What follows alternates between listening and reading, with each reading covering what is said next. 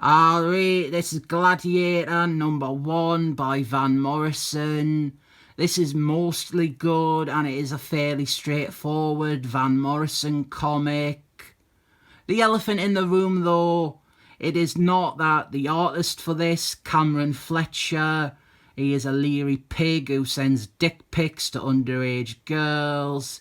That is not the elephant in the room. Nor is the fact that not only him but also Warren Fallis, who I have been calling a cunt since my 15th video, they have both been exposed as horrible, sleazy, borderline paedophiles. Hashtag listen to Nimrod.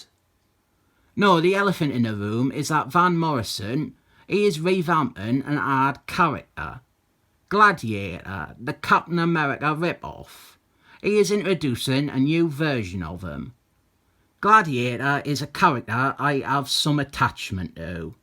Not just because he is a rip-off of my favourite superhero of all time ever, but he is in a lot of Supermans and Superboys and even Stir-Fry Squadron and stuff like that.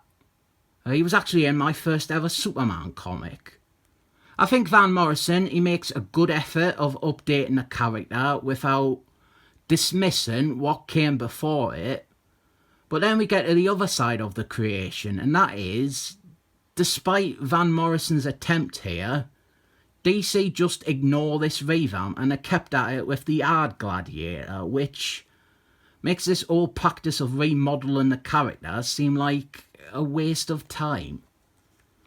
I think we are just meant to think that these two gladiators, they coexist, and to Morrison's credit, he doesn't say that cannot be the case, and he even offers up the name Manhattan Gladiator to refer to this one. We begin with an evil gang who harass subway users. They're like pirates of the subway system.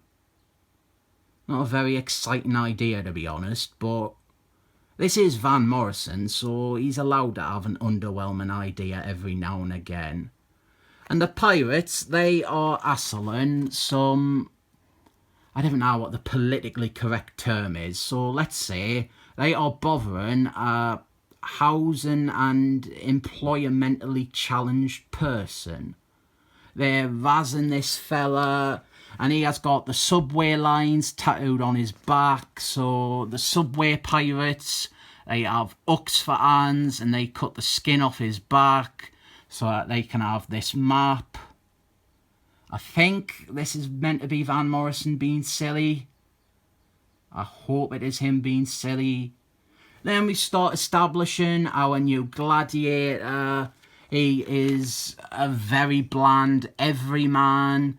He is out of work, but it's okay because his father or his father-in-law, I cannot remember, he has found a job application for him, and the job is being the new gladiator.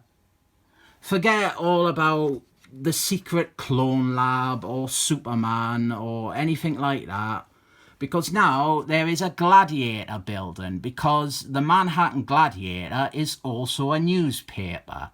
And it's through that we have got the Newsboy Legion. They are reimagined as like a flash mob sort of thing called the Newsboy Army. I used to know someone who proper hated the idea of the Newsboy Legion. He was fine with the Phoenix Force or the Speedo Force, but he drew the line at the Newsboy Legion. He passionately hated the idea. I didn't know if he ever read this. Probably not. Probably the minute the Newsboy Army showed up, he would have hated it. He'd have been fine with the subway pirates with hooks for hands and the domestically challenged men having their skin peeled off. But the Newsboy Army, that's too much. So our protagonist, he goes to this interview, and it's Van Morrison, so it's a high concept interview where crazy terrorists, they're attacking the building, and he has to spring into action to defend himself and help others. If you have never read a comic before this one, I think you would still cotton on to the fact that this is clearly part of the interview process. this is all a test.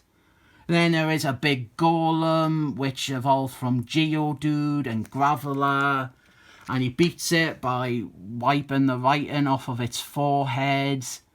Then the big man behind the newspaper, he is a man on the telly, and the building is his body. And we get a little bit of exposition about the lead character's past. He was a cop who shot an unarmed kid. That's Topical, maybe. And unlike the real police, this guy, he was ashamed of his actions. Oh, there's some satire coming at you hard. He never got over his mistake, and how can he be expected to become Gladiator when he is such a screw-up? But maybe he can accept the job as Gladiator, and he can try and atone for his past by helping the little guy on the street. So he tells his missus about how he is the new Gladiator now, and he's not wearing his shirt here. I don't know if that's because he can't afford one.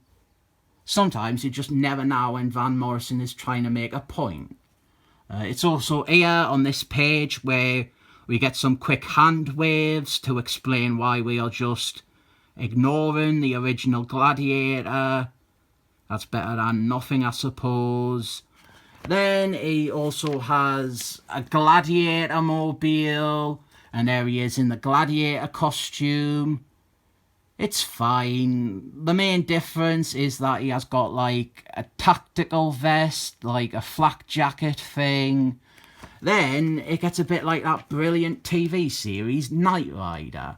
And he is in his Gladiator mobile, and the car, it starts talking to him, and the car tells him all about the subway pirates, and he sets off to stop them, but then he leaves his car behind for some reason, and instead one of the newsboy army gives him their bike to ride, and the bike doesn't even talk to him. So what's the point of that? Why did he leave the Gladiator mobile behind? And his girlfriend and his father, or his father-in-law, they are on the subway, and he has got to save them from the evil subway pirates. Then he jumps after the subway car, and he's holding onto the chain, and it's moving, and it's dragging him along, and that's a really weak cliffhanger ending to this comic.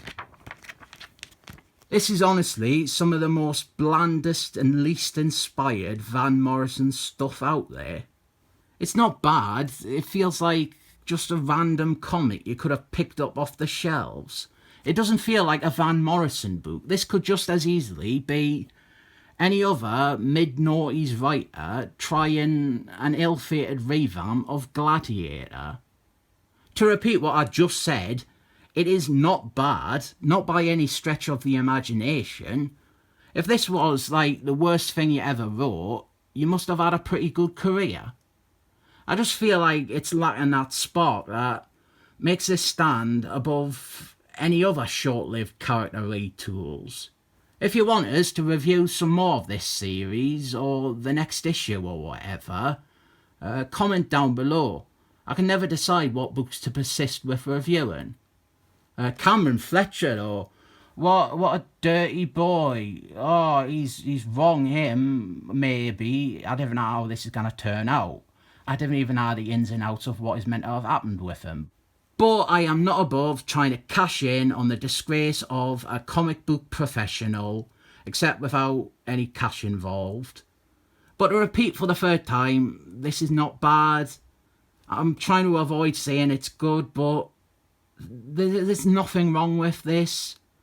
Let's go on with that. There is nothing wrong with this. I rate it 7 thumbs up. Also, I didn't know if I mentioned it, but Gladiator, he's black now.